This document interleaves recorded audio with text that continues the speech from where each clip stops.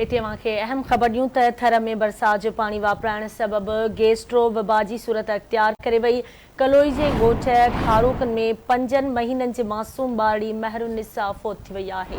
ज़िले जे समूरनि अस्पतालनि में गैस्ट्रो जा मरीज़ अचण जो सिलसिलो जारी आहे। बहिराड़ी में तरियुनि में गॾु थियल बरसाती पाणी वापराइण सबबि गैस्ट्रो वधी वियो आहे।